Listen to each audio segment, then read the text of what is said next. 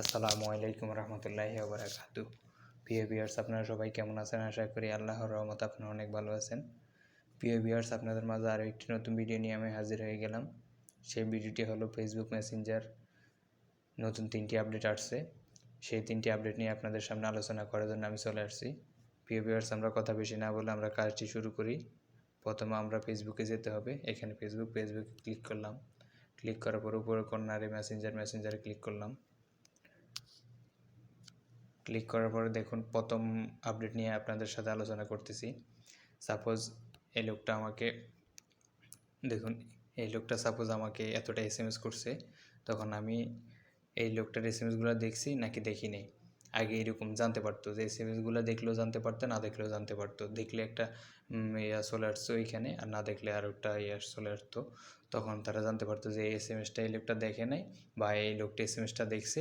তখন দেখার পরে যদি আমরা আনসারটা না দিতে পারতাম, যদি আমরা বেশি ব্যস্ত থাকতাম, তখন আনসারটা না দিতে পারলে ওই লোকটা মনে কষ্ট পাইতো যে এই লোকটা এসএমএসটা দেখছে কিন্তু আমার এসএমএসের রিপ্লাইটা দেয়নি।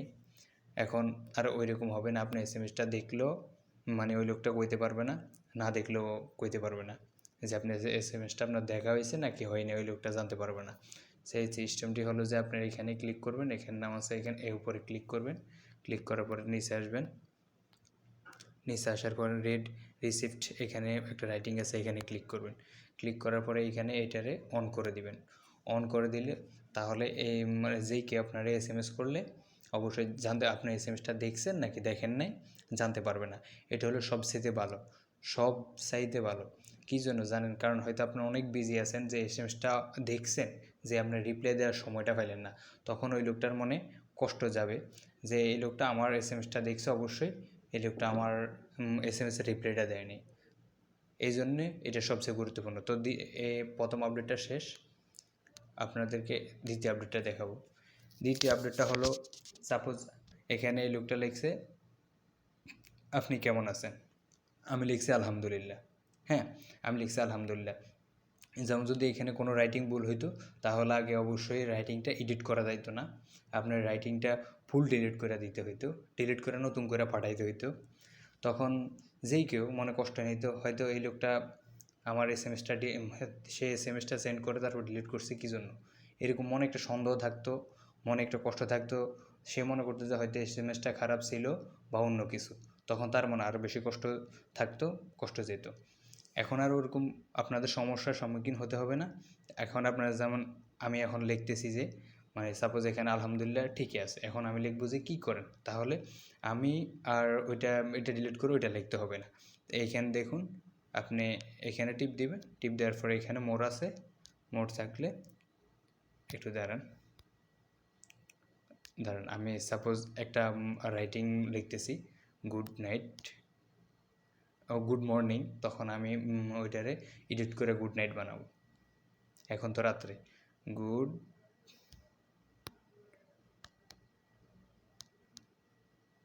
একটু গুড মর্নিং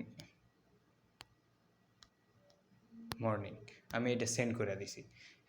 এখন এটারে আমি তো অবশ্যই ডিলিট করে, সে মনে কষ্ট নিবে যে কি এসএমএসটা আমার পাঠাইছে বা সন্দেহজনক, তার মনে একটা সন্দেহ জেগে যাবে। তখন আমি আর এটারে এরকম ডিলিট করতে হবে না, কারণ ওইটা হয়নি, ওইটা আমি আগেই এডিট করছি। দেখুন এডিট লেখা আছে, ওটা তো ধরেন এডিট করা হয়েছে, ওটা আর একটু ঝামেলা আছে, এটা করা যাবে। তো এটা দিয়ে আপনাদেরকে বুঝাই। তখন এখানে আপনারা ক্লিক করবেন, ক্লিক করার পরে এখানে দেখুন মোড়ে ক্লিক করছেন, করার পরে দেখুন এডিটের পরে এখানে আমি ডিলিট না করে এখন লিখে দিব গুড নাইট। দেখুন হয়ে গেছে, আর ডিলিট করা লাগে না। যদি ডিলিট করতাম তাহলে ওই লোকটা দেখতো না, দেখার আগে ডিলিট হয়ে গেলে ওই লোকটা মনে কষ্ট থাকতো, সন্দেহ থাকতো এই লোকটা এমন কি এসএমএস করছে যে আমি মানে এসএমএসটা ডিলিট করে, তার মনে একটা আকাঙ্ক্ষা থেকে যেত। এখন তো আর আকাঙ্ক্ষা থাকবে না, এখন আপনি চাইলে এরকম এডিট করে দিতে পারবেন। 2 নম্বর আপডেট শেষ। 3 নম্বর আপডেট। 3 নম্বর আপডেটটা হলো, সাপোজ আপনি এখন এই সময়ে অনেক ব্যস্ত, যেই কি আপনারা এসএমএস দিলে, কল দিলে মানে আপনি এটার রিপ্লাই দিতে পারবেন না। তো রিপ্লাই দিতে পারবেন না, আপনার তার সবাইরে মানে বলে দিতে পারবেন না। হয়তো যেই কে আপনার এখন এসএমএস করে আপনি কি জানেন না। অবশ্যই। তাহলে আপনার জানেন না যেহেতু, তাহলে এখানে কর্নার আছে, কর্নারে ক্লিক করুন। ক্লিক করার পরে এখানে লিখবেন নাও আই অ্যাম বিজি। আপনি এখানে শেয়ারে ক্লিক করবেন। এখানে শেয়ারে ক্লিক করলে হয়ে যাবে। তখন আপনার যতগুলো মেসেঞ্জারের লোক আছে, এটা ফেসবুক স্টোরি না, এটা হলো যে মেসেঞ্জারে আপনার যতগুলো মেসেঞ্জারের লোক আপনার যদি নক দিতে যায় বা এসএমএস করতে যায়, তখন এই লেখাটা দেখবে। তখন সে বুঝতে পারবে যে আপনি এখন মানে ব্যস্ত আছেন। আর যদি এসএমএস দিয়েও থাকে, যদি আপনার আনসারটা সাথে সাথে না দিতে পারেন, তখন সে বুঝবে যে আপনি ব্যস্ত আছেন। আপনার তো এখানে লেখা আছে আপনি ব্যস্ত আছেন, আপনি এসএমএসটা দিতে পারেন নাই। তাহলে তার আর সমস্যা হবে না, তাহলে আপনারও সমস্যা হবে না, তারও সমস্যা হবে না। তো প্রিয় ভিউয়ার্স, যদি ভিডিওটি আপনার কাছে বিন্দু পরিমাণ ভালো লেগে থাকে, তাহলে আমার চ্যানেলটি সাবস্ক্রাইব করবেন, লাইক করবেন, শেয়ার করবেন এবং পাশে থাকবেন। ওকে, বাই বাই, টেক কেয়ার।